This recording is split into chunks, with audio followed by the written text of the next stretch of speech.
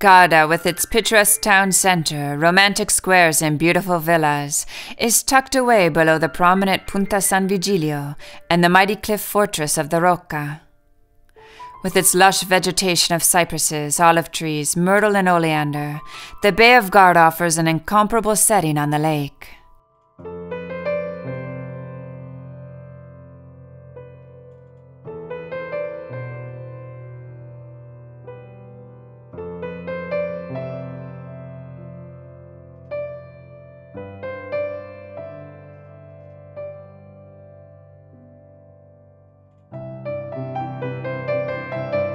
The narrow streets of the historic center, once inhabited only by fishermen, are now full of shops and restaurants.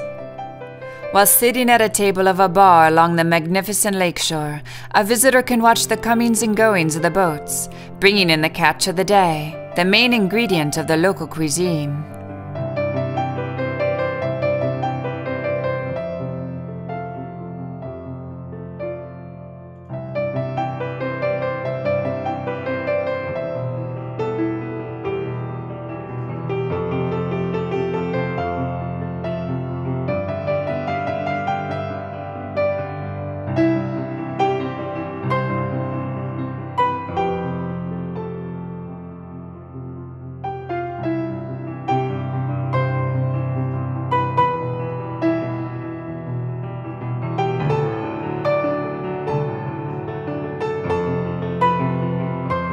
In the 12th century, the beautiful medieval town of Garda had the honor of giving its name to the entire lake, which until then had been called Benaco.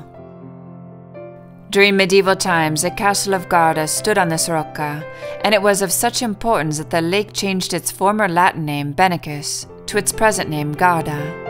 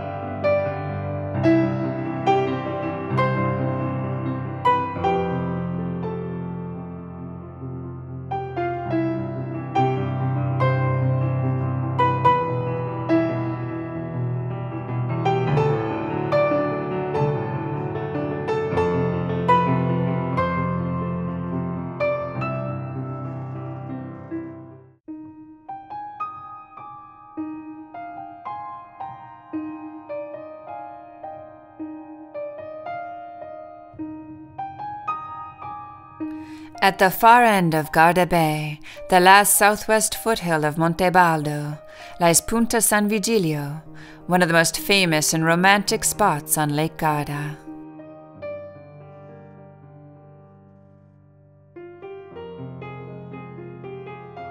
San Virgilio Point is a marvelous gem of exquisite beauty, nestled between mountain and lake. Little is known of the origins of this place, but a stone tablet currently housed in Verona's Maffano Epigraphic Museum proves that it was undoubtedly settled in the Roman era. According to this tablet, a temple consecrated to Benaco, a pagan god, stood at the site. The history of Punta San Virgilio is inseparable from that of a villa built by a solitary man who was enamored of peace, beauty, and study. His motto was, "Blessed is he who lives far from material worries." Countless artists and poets have visited San Virgilio and found inspiration in its scenery.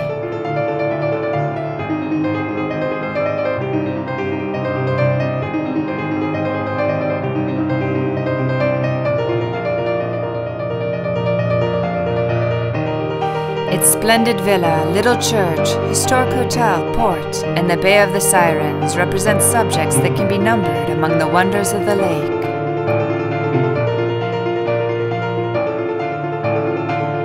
On the north side of the peninsula, the Bay of the Sirens flaunts a spectacular palette that continuously changes color.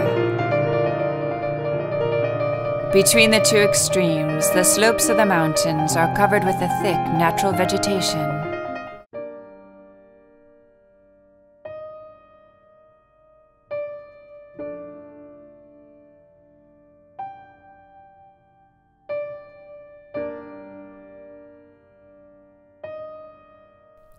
The ancient fishing village of Torre del Binaca, which sits on a characteristic cone-shaped hill where Monte Baldo gently slopes towards Punta San Virgilio, is quite charming with its small port, square, narrow streets and old buildings, painted in the warm shades of Venice.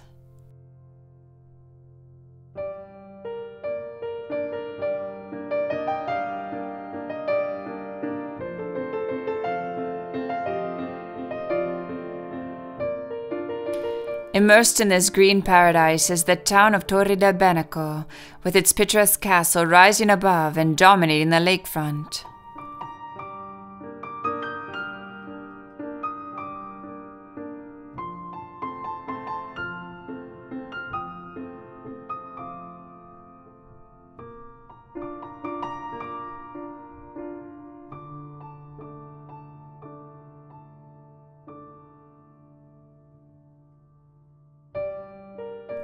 The present-day church of Saints Peter and Paul was built in 1719, on the site of an earlier church which had been seriously damaged over the years.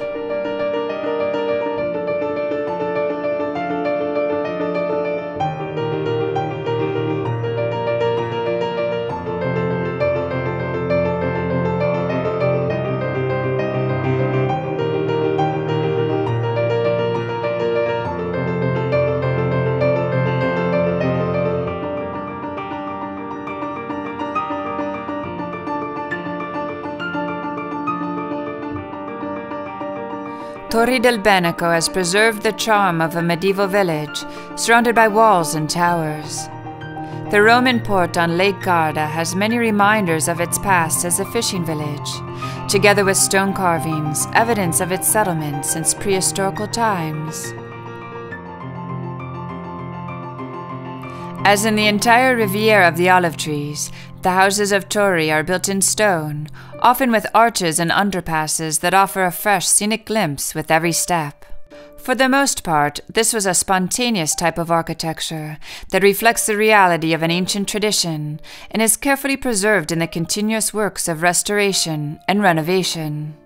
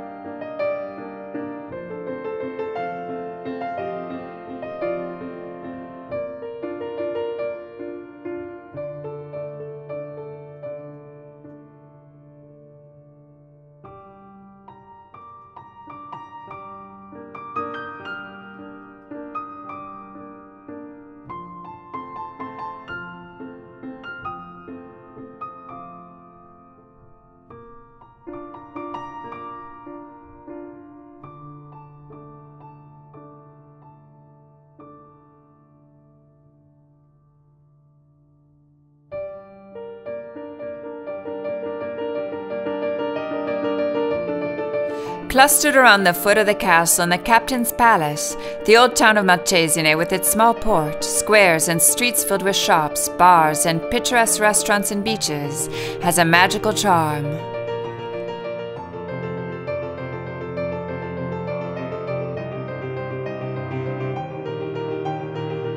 The town is a lovely place to stroll, with picturesque medieval lanes winding up the slope from the lake. There are pretty little squares, cafes and restaurants, ice cream shops, and boutiques selling handbags, shoes, clothes, and local products. Malcesine's most striking feature when seen from the lake is its historic castle, the Castello Scaligero, which is also the town's main tourist attraction.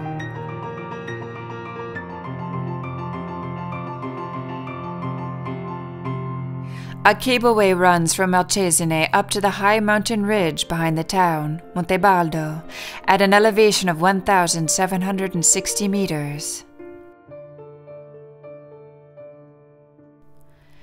From the Mediterranean landscape of the Garda Riviera, dominated by olive trees and dotted with dark green cypresses, to the grassy uplands of Prada Alta, Garda is home to several distinct ecosystems.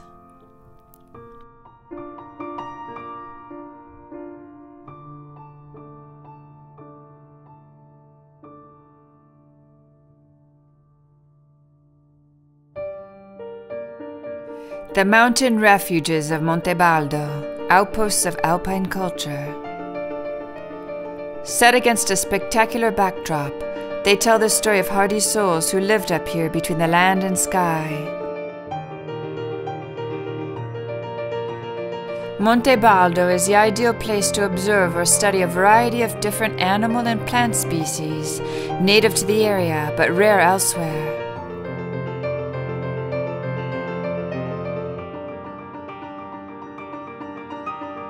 Lake Garda is surrounded by many small towns, each of which is like a piece of a puzzle that completes the Garda region. Between architectural jewels in the form of churches and fortresses, breathtaking scenery, charming towns, and boating, swimming, or fishing, Lake Garda offers something for just about everyone.